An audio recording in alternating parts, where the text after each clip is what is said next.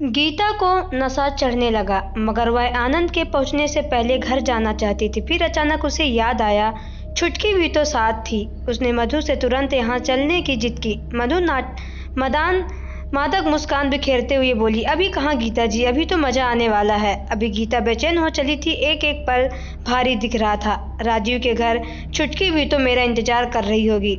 यह सोचते ही वह सीट से खड़ी हो गई। मधु का हाथ पकड़कर खींचते हुए बोली, बस अब और नहीं, जल्दी चलो, आनंद घर आ जाएंगे, मुझे उनसे पहले घर पहुंचना है। मधु सीट से उठी, उसके गालों का चुम्बन लेते हुए बोली, मेरी भोली बहन, आनंद तुम्हें हमारे साथ देखकर कुछ नहीं कहेगा, हम उसे यही बुला लेते हैं। गीता बुरा सा मुंह बनाती हुई बोली, नहीं मधु जी, मैं उन्हें कुछ बताना नहीं चाहती, बस तुम चलो, आज इतना ही। गीता दरवाजे की ओर लपकी, तभी राजू ने उसे पीछे से पकड़ लिया। कुछ देर और रुक जाओ भाभी जी, अभी आपने देखा ही क्या है। गीता का उतावलापन बढ़ता ही जा रहा था। आज नहीं, फिर कभी, अभी जाने दो। मधु ने उसकी जिद के आगे घुटने टेक दिए। चलो ठीक है, आज ना सही, फिर कभी। मैं तो चाहती थी कि आज आपको कोई प्यारा सा गिफ्ट मिल जाता। गीता को कुछ भी अच्छा नहीं लग रहा था। वो मधु को लेकर बाहर निकल गई। शुक्र है कि वो आज छुटकी को लेकर पति के आने से पहले ही घर पहुंच गई। आज देर से आनंद घर पहुंचा, खाना खाया और कमरे में बिस्तर पर लेट गया। गीता का दिल जोर जोर से धड़क रहा था।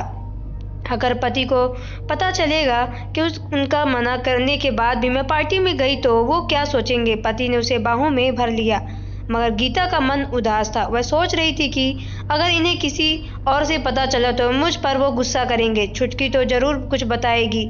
उसने फैसला किया कि वो खुद ही उन्हें बता देगी। आनंद ने उसके कपोलों पर अपने घर में ओढ़ रखते हुए कहा, क्या सोच रही हो जान?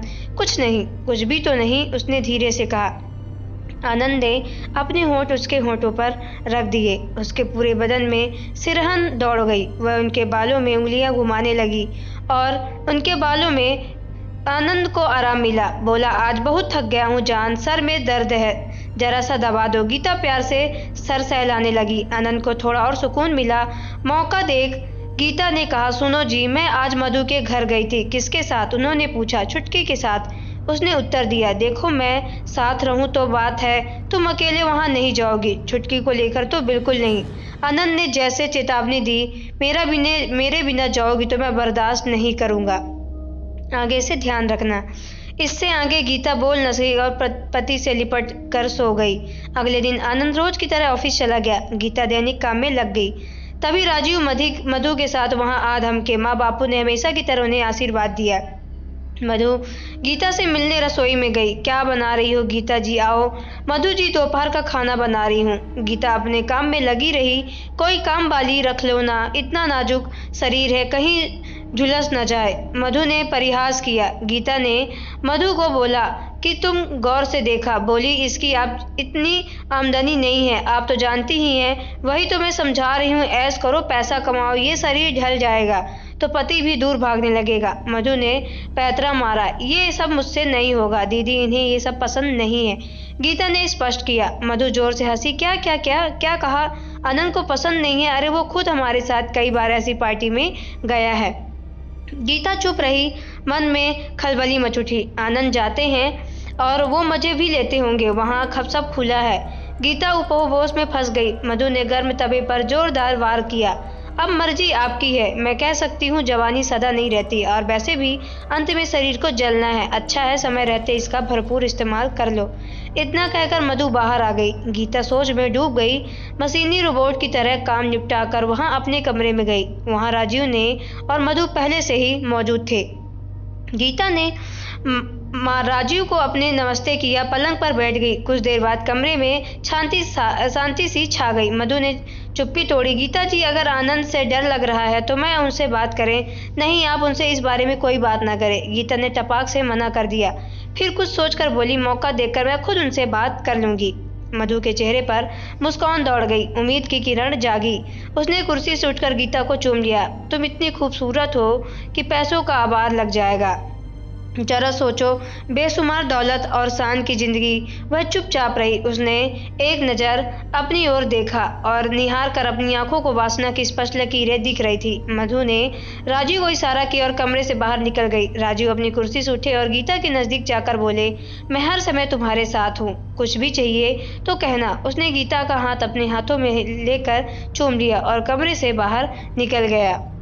गीता को नशा चढ़ने लगा, मगर वह आनंद से पहुंचने से पहले घर जाना चाहती थी। फिर उसे अचानक से याद आया, छुटकी भी उसके साथ है, और वो तुरंत मधु के मुस्कान से चली गई। राजीव ने बड़े चाव से उसके पति से ऊपर होकर वह कैसे जा सकती है। उसने पति से एक बार भी फिर बात करने की सोची। शाम को आनंद घर लौटा। गीता ने उसकी पसंद का खाना बनाया। राजीव ने बड़े चाव से खाया। ब्रह्मास्त्र होता है जिसके इस्तेमाल से होकर कमरे में हो जाता है। तब तक गीता फ्रेश होकर कमरे में आई। उसने हल्का मेकअप किया और ऐसी ड्रेस पहनी जिसमें वो बेहद मादक लग रही थी। सीने के उभार स्पष्ट दिख रहे थे। आनंद ने लपक कर उसके बाहों में कस लिया। यही तो वह चाहती थी। औरत के पास यही ब्रह्मास्त्र होता है जिसके इस्तेमाल से वह कोई भी चीज़ हासिल कर सकती है। यह वार कभी खाली भी नहीं जाता। गीता ने उसे हथियार प्रयोग किया। पति के होठों पर चूमते हुए उसने पलंग पर ले गई। आनंद ने रसीले अंदाज से पूछा, क्या बात है जाने मन, आज कह ढाने का इरादा है क्या? गीता कुछ न बोली, बस आनंद के जिस्म से चिपक गई। आनंद ने पत्नी का ऐसा रूप पहले कभी नहीं देखा था। उसे खुद ही पहल करनी पड़ती थी, मगर आज वह देखकर हैरान था कि गीता पूरे प्रोपेल में खुद रही है। फिर से एक क्षण ऐसा आया कि आनंद से रुका नहीं गया और उसने गीता को अपने नीचे पटक कर उसका खूब रसपान किया। पूरा बिस्तर अस्त व्यस्त हो गया। ये सब तब तक चलता रहा जब तक दोनों थक कर चूर नहीं हो गए। लंबी सांसों के दौर पर चला और असीम सुख का अनुभव मिला जो पहले कभी ना हुआ। आनंद ने गीता से पूछा, क्या बात है, आज तो तुम कमाल कर दिया। वो चुप रही। कुछ देर पति के कान में धीरे से बोली, सुनो जी, आप मुझे इतना प्यार करते हो। आनंद ने हैरत से पूछा, ये कैसा सवाल है मेरी जान हो तुम, तुम्हारे बिना मैं रह नहीं सकता। मुझे तुमसे बहुत सारी दौलत चाहिए जिसे मैं चाहे खरीद लूँ। आनंद चौंका, जो मैं कमाता हूँ क्या वो कम है? देखो ना, आजकल तो चपरासी भी कार रखते हैं, उसमें क्या है, जब चाहे कार ले सकता हूँ किस्तों में। उसने कहा, किस्तों में बहुत महंगी पड़ती है, हम नकद लेंगे। ठीक है, पर हम पैसे तो जोड़ ले। गीता कुछ देर बाद बोली, अब देखो ना, राजीव की सैलरी आपसे कम है, फिर भी वो उसने कार ले ली और वो नगद। ये सुनते ही आनंद का लहजा बदल गया। गीता, हम लोग उनकी नकल नहीं कर सकते हैं, पर उनकी तरह काम तो कर सकते हैं। गीता ने मन की बात कह दी। अब आनंद ने सुर बदल दिए। मैंने कहा ना, मेरे पास बहुत कुछ समय होता है इधर उधर काम के लिए। हर हफ्ते तो आपकी छुट्टी रहती है, उस दिन चले जाया करेंगे। आनंद उठकर बैठ गया। बोला, एक बात सुन लो, मेरे बिना तुम राजीव या मधु के साथ कहीं मत जाना। गीता कुछ कहना चाहती थी, पर आनंद ने उसके होंठों पर मगर उसकी उंगली रख दी। गीता चुप हो गई। अब उसे लगने लगा था कि उसका सपना कभी पूरा होगा ही नहीं। वह मुंह फेर कर लेट गई। सुबह हुई। गीता दैनिक काम में लग गई। समझौता करना ही पड़ेगा, पति जिद्दी है, मना कर दिया तो मैं मना कर दिया।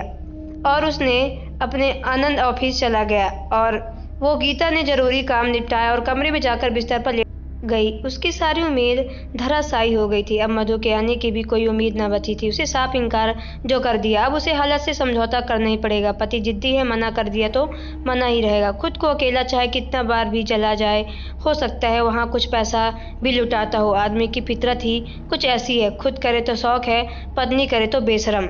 उसको ये सब समझ में बिल्कुल नहीं आ रहा था। सोच सोच कर गीता का सिर भारी होने लगा।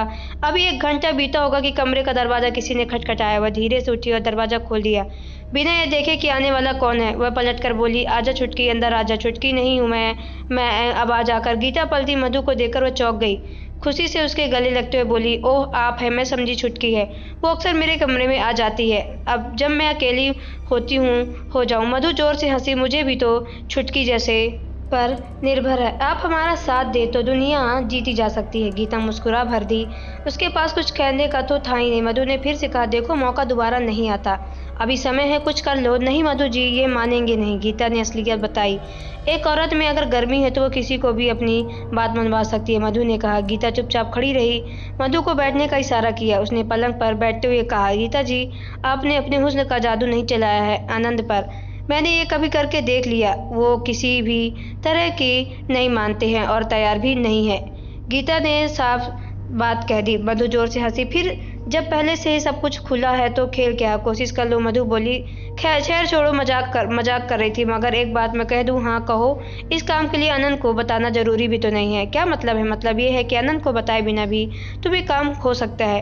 नहीं मधु जी, अगर उन्हें पता चला तो वो मुझे कभी नहीं छोड़ेंगे, बहुत गुस्सा करेंगे। गीता ने कहा। मधु ने उसका हाथ अपने हाथ में लिया। उसे पता ही नहीं चलेगा। कौन बताएगा?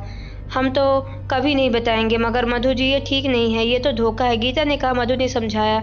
अरे हम खुद को समझाएं, दूसरा खुद समझ जाता है। तुम सोच लो, और वैसे भी पति के अलावा किसी एक के साथ किया है, अनेक से क्या फर्क पड़ता है? गीता उसका चेहरा देखती रह गई। इतनी बड़ी बात उसने कितनी आसानी से कह दी। यही तो औरत की असली दौलत होती है, इसे वो हर एक से बांट नहीं सकती। गीता चुपचाप खड़ी रही और मधु की ओर गौर से देखती रही। क्या होगा आगे? क्या गीता अपने पति से बिना बताए जाएगी उस पार्टी में? जानने के लिए कहानी का अगला भाग जरूर देखिए। तो दोस्तों, आपकी स्टोरी कैसी लगी हमें कमेंट बॉक्स में जरूर बताएं। अगर आप हमारे चैनल पर नए तो चैनल को सब्सक्राइब करके बेल आइकन को प्रेस कर लें, ताकि आने वाली सभी वीडियो का नोटिफिकेशन आपके मोबाइल में सबसे पहले पहुंचे, क्योंकि मैं ऐसे ही वीडियो आप लोगों तक लाती रहती हूँ। तो चलिए मिलते हैं नेक्स्ट वीडियो पे। Okay bye, take care.